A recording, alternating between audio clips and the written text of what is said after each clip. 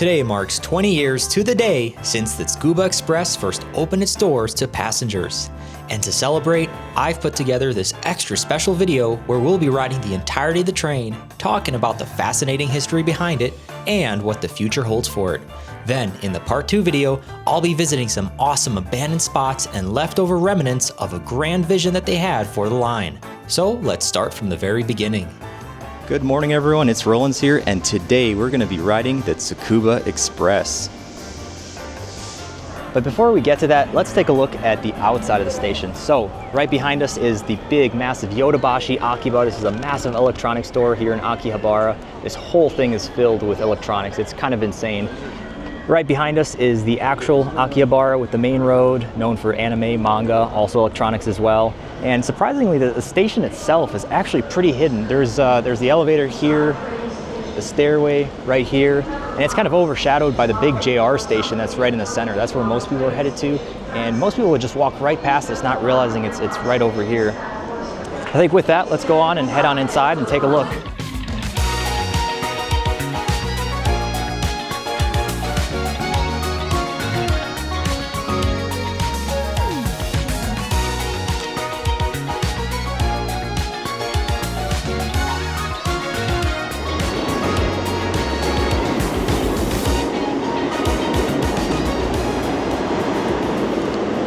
Before we get on board, we want to talk a little bit more about these trains. So we're going to be riding the Tsukuba Express from here in Akihabara all the way up to Tsukuba, as you can imagine.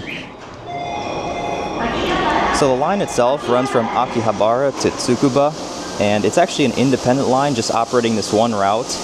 Kind of a fun fact, so they run 3 different types of series trains on here. They have the 1000 series, 2000, and 3000.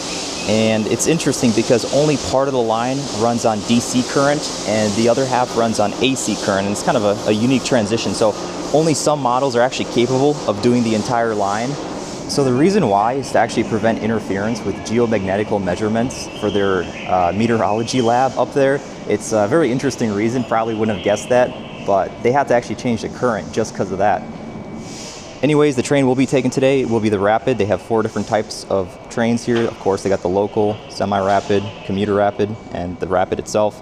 With the Rapid itself, you can actually do this whole entire route in 45 minutes. And another cool thing, it is really an express. The train reaches speeds of up to like 81 miles an hour, so it is actually quite fast too. All right, here comes our train.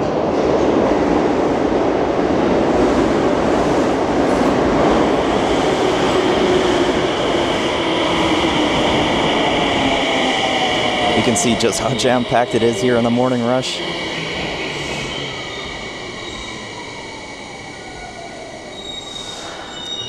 Alright, we'll let everyone get off first.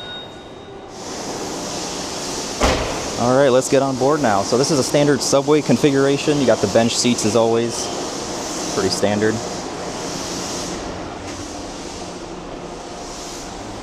We'll be here at the front cab watching through the front window.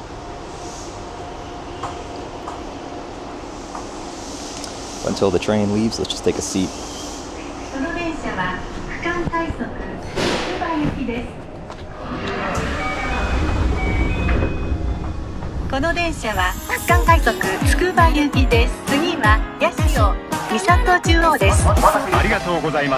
The doors are closed and we depart from Akihabara. The ride begins underground, but will soon be emerging a few stations later when we cross over the Sumida River. Alright, this is the first time we're emerging out of the tunnel, right after Minami Senju. From here on out, it's all above ground, all the way up until the end, and then it goes a little bit underground as well. Alright, since this is a train channel after all, we have to talk about the rail lines that connect to Tsukuba, because believe it or not, for much of its early life, Tsukuba did not have a direct train to Tokyo. Now, to give you guys some context, Tsukuba itself was a city that really didn't exist until the 1970s.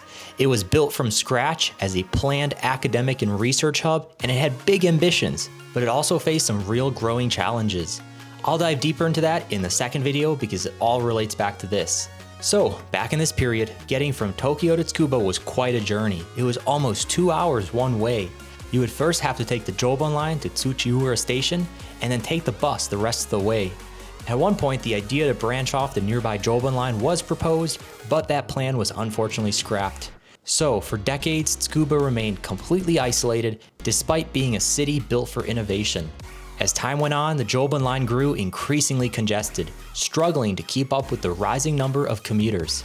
The need for a new rail line became more and more apparent, especially as the development continued to spread outward from Tokyo. Then, in 1991, the Metropolitan Intercity Railway Company was established.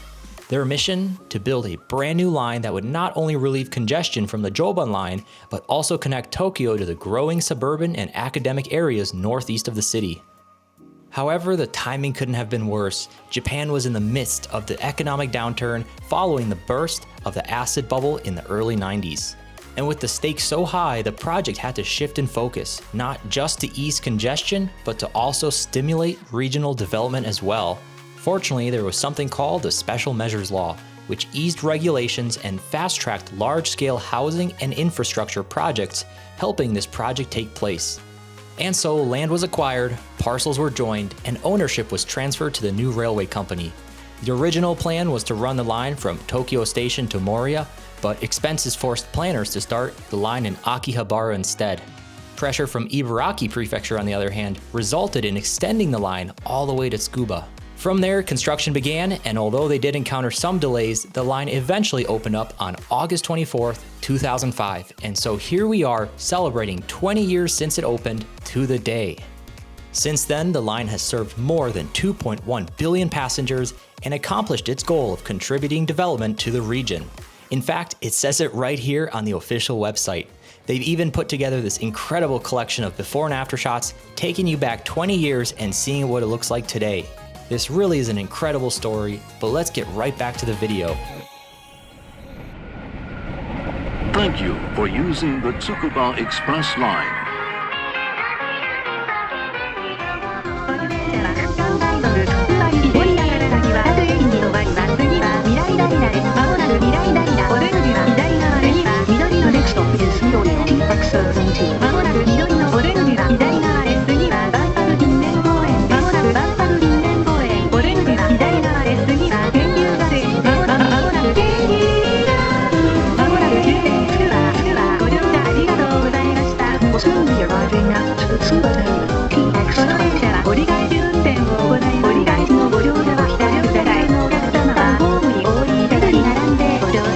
ご協力をお願いいたします。Thank you for using the Tsukuba Express line. Alright then, and here we are in Tsukuba of Ibaraki Prefecture. Let's take a look around this place. So this is the main intersection that we just came out of. The train station is right here behind me. Of course, you got your bus terminal as always, and there's a few shopping malls and stores around the main station, which makes sense. So this town is actually really known for its research and universities. There's actually a lot of students that come here for this town, but otherwise it's really not a place for most tourists. The train ride itself wasn't anything too crazy or out of the ordinary, but it was still pretty fun. It was a blazing fast train, not like the Shinkansen, but still for a local train, pretty fast. Plus just the experience of riding it was pretty neat as well. For most of you watching this video, you probably won't actually ever get the chance to really ride it. The main reason is because it really doesn't actually go anywhere. It just goes to this town. And this is actually an interesting thing, is the last leg here is not connected. So on the right there at Tsuchida Station is the Joban line. However, this one does not actually connect to it. So there's a little bit of a missing leg, and if you guys stay tuned for part 2 of the video, I'll show you kind of what they were planning to build. They actually have some abandoned stations, if you want to call it that, planned for the future development of this line. It's pretty cool. Make sure to check out that video because I'm actually headed there right now to go visit them. So stay tuned for part 2, and thanks for watching. See you in the next one. Tsukuba Express をご利用くださいましてありがとうございます。今度の1番線の電車は普通つくば行きです。 Thank you for using